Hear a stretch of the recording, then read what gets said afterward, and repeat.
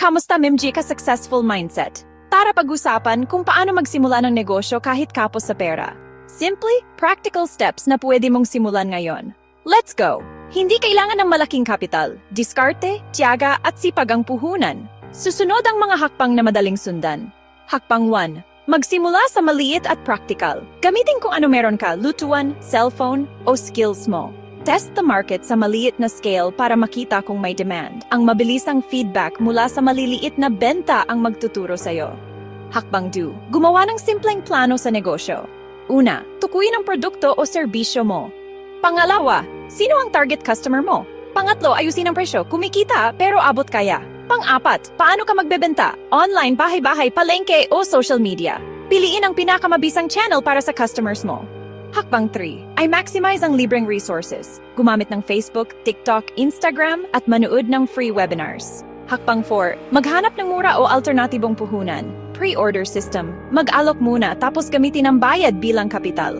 Consignment, bayaran lang kapag nabenta. O mag-collaborate, partner na may resources pero walang oras.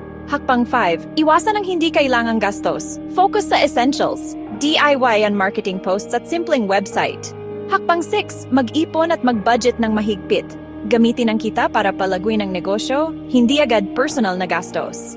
Hakbang 7, humingi ng suporta, pamilya o kaibigan para sa maliit na loan o gamit. Tingnan din ang government assistance at local livelihood programs.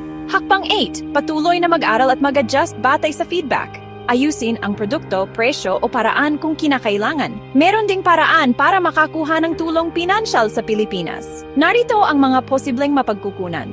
Government programs, DTI, Negosyo Center at P3 Microfinancing. Bisita ang website ng DTI para sa libreng advisory at referrals. Dosti Setup para sa tech at pondo para sa MSMEs. DA para sa agribusiness, may loan at grant options. Local government units, livelihood grants sa inyong city-munisipyo. Mag-inquire sa barangay o city hall para sa available programs. Microfinance institutions, card, ASA, TSPI at iba para sa small loans. Mag-apply kung kailangan ng maliit na pondo at may repayment plan. Private banks, BDO, BPI, Land Bank, DBP, may SME loan products. Kadalasang kailangan ng business plan, IDs at minsan collateral. Online lending platforms gamitin ng may pag-iingat, mabilis pero mas mataas ang interest. Business competitions at incubators, magandang source kung innovative ka.